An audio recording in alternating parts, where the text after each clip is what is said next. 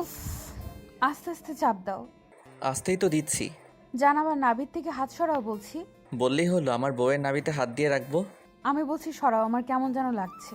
নীলার কথা কে শুনে চুপচাপ ওর পেটে স্লাইড করতে করতে ওকে চেপে ধরে শুয়ে পড়ি।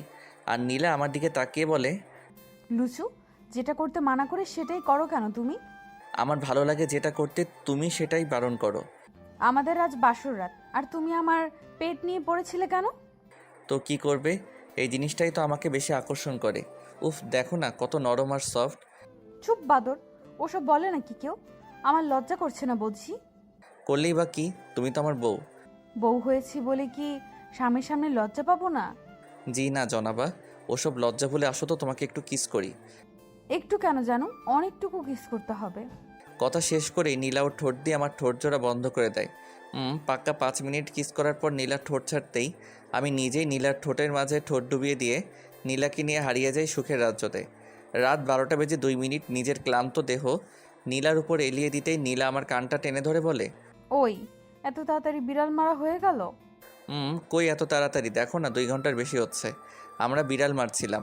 হোক না, এখন আবার করো, আমার খুব ভালো লাগছে।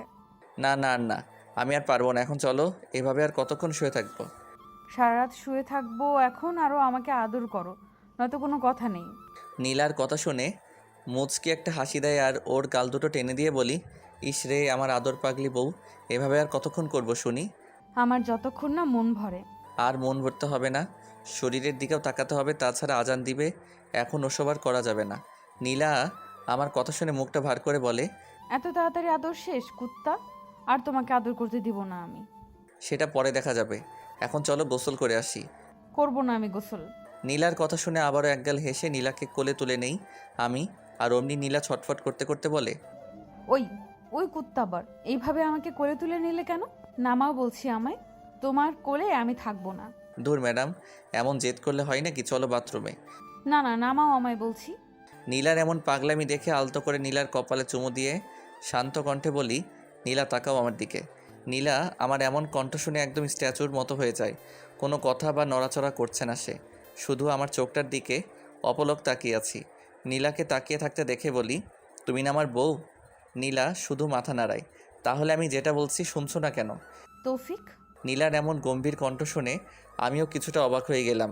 নীলা আমার মনের অবস্থা বুঝতে পেরে ও নিজেও আমার মতো আমার কপালে আলতো করে চুমু দিয়ে বলে, তোমার কণ্ঠে জাদু আছে তৌফিক, এত কোমল আর শীতল কণ্ঠ আমি আগে কখনোই শুনিনি।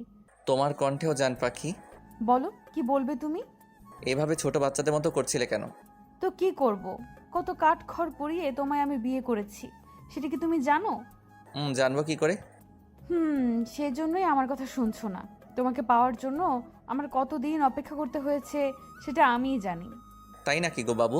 তো কি জানো, আমি রাত দিন শুধু তোমার বুকে কখন ঘুমাবো আমি সেটাই ভেবে গেছি। আর আজ যখন তোমায় নিজের করে পেলাম, অমনি তুমি আমায় আদর না করে শুধু গোসল গোসল করছো। আরে পাগলি, আমি তো আছি নাকি? তোমার সাথে তো আর এই একটাই রাত কাটানোর জন্য বিয়ে করিনি, তোমাকে নিয়ে আমি সারা জীবন থাকবো, বুঝলে? হুশ, তাই বলে আজ আমাদের বাসর কই একটু বেশি আদর করবে তা না। সব যদি বাসর রাতেই করি তবে আগামীর জন্য কি রাখবো? আজকেরটা আগে ভাবো শোনা, আগামীকালকেরটা আগামীকাল দেখা যাবে।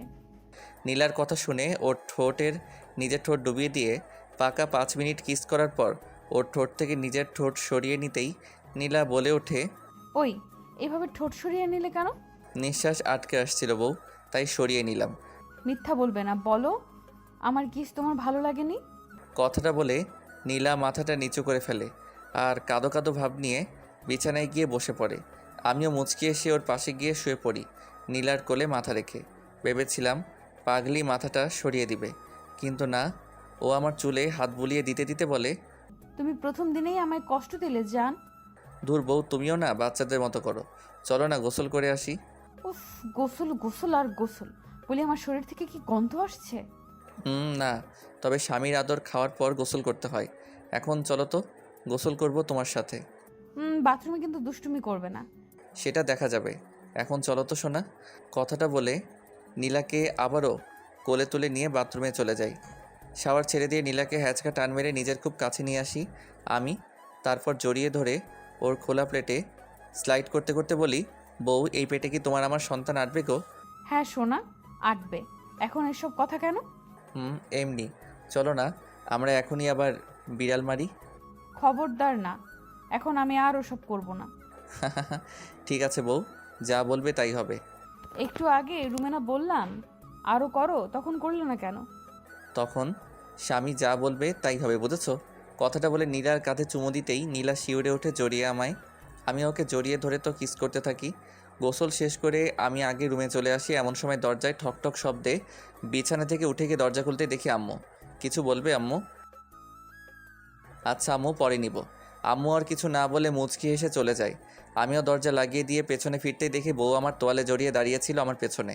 সর্বনাশ আম্মু, তোমাকে এভাবে দেখেই তবে মুচকি এসে গেল। হয়তো, কিন্তু কি হয়েছে? ছিছি, কি লজ্জা! এখন আমি আম্মুর সামনে যাব কি করে? বোরকা হিজাব পরে কুত্তা দেখলো আমায়, আর লজ্জা পাচ্ছে উনি? চুপ করো, তাড়াতাড়ি কাপড় পরে নাও, নয়তো আবার বিড়াল মারবো কিন্তু। তোমার যা ইচ্ছে শোনা, নাও খুলে দিলাম। কথাটা বলে নীলা ওর শরীর থেকে তোয়ালে ফেলে দিতেই চোখ দুটো বড় বড় হয়ে যায় আমার। চিচিং ফাক। সেটা তো অনেক আগেই হয়ে গেছে সোনা, কাছে আসো তো আদর করে তোমায়। নীলার কথা শুনে এক দৌড়ে বাথরুমে চলে যাই আমি, আর ওখান থেকেই বলি, বউ কাপড় পরে জায়নামাজ বিছাও, আমি অজু করে আসছি। কথা বলো, অজু করে নেই। আমি তারপর বাথরুম থেকে আল্লাহ আল্লাহ করতে করতে বের হতেই দেখি নীলা জায়নামাজে দাঁড়িয়ে। আমাকে বের হতে দেখে মুচকি এসে বলে, আসুন স্বামী যান, আমি রেডি। মুচকি এসে দুজনেই ফজরের নামাজ পড়ে নেয়। তারপর বিছানায় গিয়ে বসতেই নীলা আমার কোলে মাথা রেখে শুয়ে পড়ে। আমিও ওর মাথায় হাত বুলিয়ে দিতে দিতে বলি, তা ম্যাডাম বলুন তো, এবার আমাকে বিয়ে করতে আপনার এত কাঠখড় পোড়াতে হয়েছে কেন? কেন আবার? কলেজে হাজারবার হাজারভাবে বোঝাতে চেষ্টা করেছি তোমায় তৌফিক সোনা, আমি তোমায় ভালোবাসি, হ্যাঁ বলো, কিন্তু তুমি বারবার আমাকে এড়িয়ে গেছো, একটা বারও আমার প্রস্তাবে রাজি হওনি। ম্যাডামের সাথে কি কেউ প্রেম করে বলো? না, শুধু বিড়াল মারে কুত্তা। হি হি হি, এখন তো তুমি আমার বউ। হ্যাঁ, সেটা আরো আগেই হতে পারতাম, কিন্তু তুমি আমার দিকে না তাকিয়ে কলেজের পেতনিগুলোর দিকে তাকিয়ে থাকতে। নীলার কথা শুনে আবার একটা হাসি দেই আমি, আর নীলার গাল টেনে বলি, আরে পাগলে, আমি সবসময় তোমার দিকে তাকিয়ে থাকতাম। বলতে পারো তোমাকে আমি ভালোবাসতাম। তাহলে অন্য মেয়ের দিকে তাকাতে কেন? কেন আবার দেখতে চাইতাম আমার জানোটা জেলাস ফিল করে নাকি? জানো আমার কত রাগ হতো তুমি যখন কোনো পেতনির দিকে তাকাতে। হি হি হি, বুঝতাম দেখেই তো তোমাকে বেশি করে রাগাতাম। তবে রে, এই জানো, এভাবে আমার উপর লাফিয়ে উঠলে কেন? নামো, নামো বলছি। কোনো নামানামি নেই, আজ তোমার উপর শোধ নিব আমাকে রাগানোর। কথাটা বলেই নীলা চার ঠোঁট এক করে দিয়ে উম্মা উম্মা উম্মা করে কিস করতে থাকে। তারপর বাকিটা ইতিহাস।